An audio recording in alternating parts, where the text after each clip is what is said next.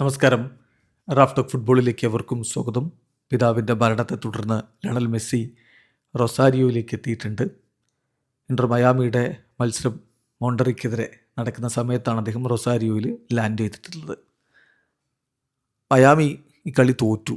Messi ഇല്ലാതെ ഇറങ്ങി 2-1 അവർ leagues കപ്പിൽ മോണ്ടറിയോട് പരാജയപ്പെട്ടിരിക്കുകയാണ്.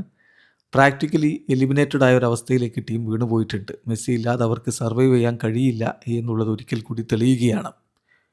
പക്ഷേ ഈ മത്സരത്തിൽ വൈകാരികമായ കുറേ നിമിഷങ്ങളുണ്ടായിരുന്നു. കളിയുടെ തുടക്കത്തിൽ, കളി ആരംഭിക്കുന്നതിന് മുമ്പ് ഓർഗെ മെസ്സിയുടെ മരണത്തിൽ അനുശോചിച്ചുകൊണ്ട് 1 മിനിറ്റ് മൗനമായിട്ട് നിന്നു.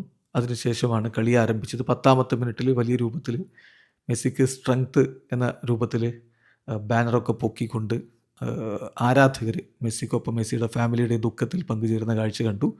അവർ മെസ്സിയുടെ പേര് ഉറക്കെ ചാൻറ്റ് ചെയ്യുകയും ചെയ്തു. നിരവധി അവസരങ്ങൾ മയാമി ഉണ്ടാക്കിക്കൊണ്ടിരുന്നു. പക്ഷേ ഗോളിലേക്ക് പോകുന്നുണ്ടായിരുന്നില്ല. പിൻഡറും അതുപോലെ തന്നെ ടെലിനോയിസ് എന്ന ഹെയ്ത്തിയൻ താരവുമാണ് മുന്നേറ്റങ്ങൾ നയിച്ചുകൊണ്ടിരുന്നത്. പിന്നെ സെഗോവിയ ഉണ്ടായിരുന്നു. മധ്യനിരയിൽ ഡിബോളും കാസിമിറോയും ഒക്കെയാണ് ഉണ്ടായിരുന്നത്. മറുഭാഗത്ത് ഡിയേഗോ ഡോസിയും അതുപോലെ കുയിപ്പേഴ്സും ലൂക്കാസ് ഒഗംബസും ചേർന്നുകൊണ്ടാണ് മോണ്ടറിയുടെ മുന്നേറ്റങ്ങൾ നയിച്ചുകൊണ്ടിരുന്നത്. ഒടുവിൽ കളിയുടെ 32ാമത്തെ മിനിറ്റിൽ ആ ഗോൾ വന്നു. റോദ്രിഗോ ഡിബോളിൻ്റെ ഗോൾ കാസിമിറോ കൊടുത്ത ബോളാണ്. പക്ഷെ അത് എല്ലാ ക്രെഡിറ്റും ഡിബോളിന് തന്നെയാണ്. മനോഹരമായിട്ട് പെനാൽറ്റി ബോക്സിൻ്റെ പുറത്തുനിന്ന് ഡിസ്റ്റൻസിൽ നിന്ന് അദ്ദേഹം പന്ത് വലയിലേക്ക് അടിച്ചു കയറ്റി.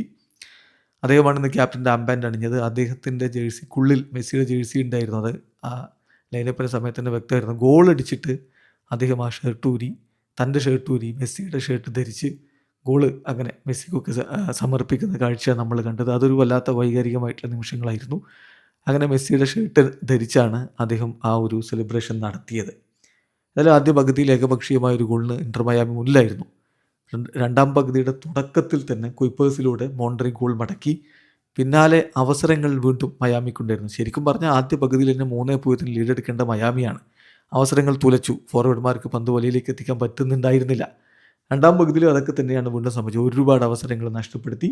ഒടുവിൽ കളിയുടെ അവസാനത്തിൽ ഡിയേഗോ റോസി ഗോളടിച്ചതോടുകൂടി ഇന്റർ മയാമിക്ക് തോൽവിയാണ് ഉണ്ടായത്.